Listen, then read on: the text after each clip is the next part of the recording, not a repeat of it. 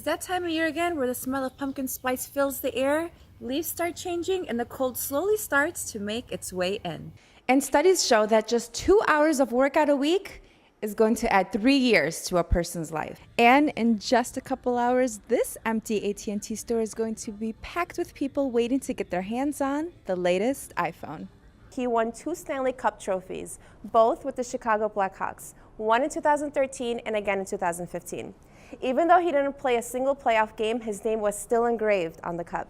Teammate Abby O'Connor contributed 9 points, and Kaylin Strawbridge threw in an additional 6, as well as a team high of 3 assists. The Chicago Bears took a loss during week 1 of the season. It was a close game against their famous rival, the Green Bay Packers. On Facebook, users openly argue about politics. When freshman defender Oscar Gustafson found the back of the net to even the score 1-1.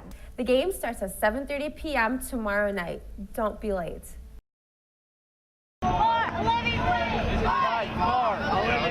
Hundreds of passionate students, teachers, and others took the streets outside Columbia College for a march against poverty and increased wages. Poverty is not something that's just isolated to different places around the world. It's here in our country right now. In a first-of-its-kind event, marchers carried poster-sized photographs of impoverished Americans using photography to raise awareness about the forgotten poor. But just living in Chicago is really a apparent and obvious problem. We seem to be really desensitized about it, and I really was happy that somebody was trying to rally people up. Recent census data released in September shows that almost 1 in 4 Americans under the age of 18 lived in poverty last year. The people who work down here want a living wage of $15 an hour! Protesters made their way south down State Street with hundreds more protesters. Everyone is coming out for the march to show that they are sick and tired of low wages. The march continued as protesters grew larger and louder. This is a great event to bring awareness to poverty and a fair wage. Today I'm fighting for 15 with all my workers here, and we're just fighting for, to get benefits and wages up. It's just a really important event for anyone, and of any ethnicity, of any background. It's just very important that we start actually getting paid for the work that we're doing. This was the first event sponsored by Columbia to raise awareness about poverty.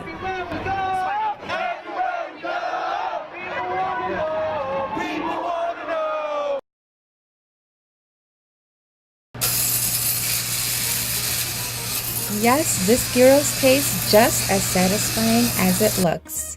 This is Dengio's, a suburban favorite known for their gyros, with the original location in Skokie and their other location in Buffalo Grove. Our biggest seller is our gyro sandwich. What makes it special? It's made with a lot of love.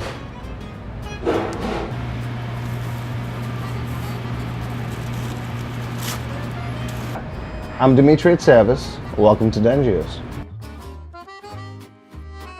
We are known for our gyros. It's the best, but we have something on the menu for everyone.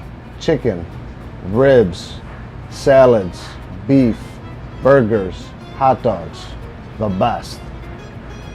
We make fresh homemade soups every day. This is our cream of chicken soup, my grandfather's recipe. It's been passed down for generations.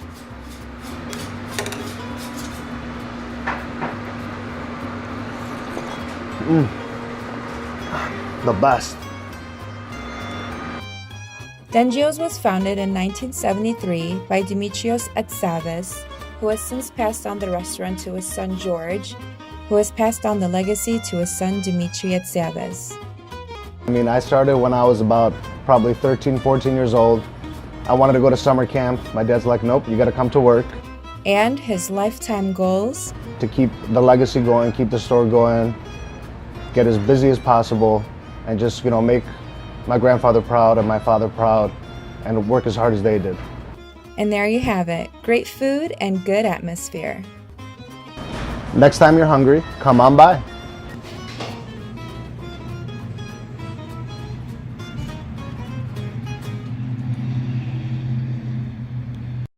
It took rescuers 15 hours to get everyone to safety, and 23 million doses of the vaccine have been given out so far. Thanks for joining us tonight. I'm Queenie Amma.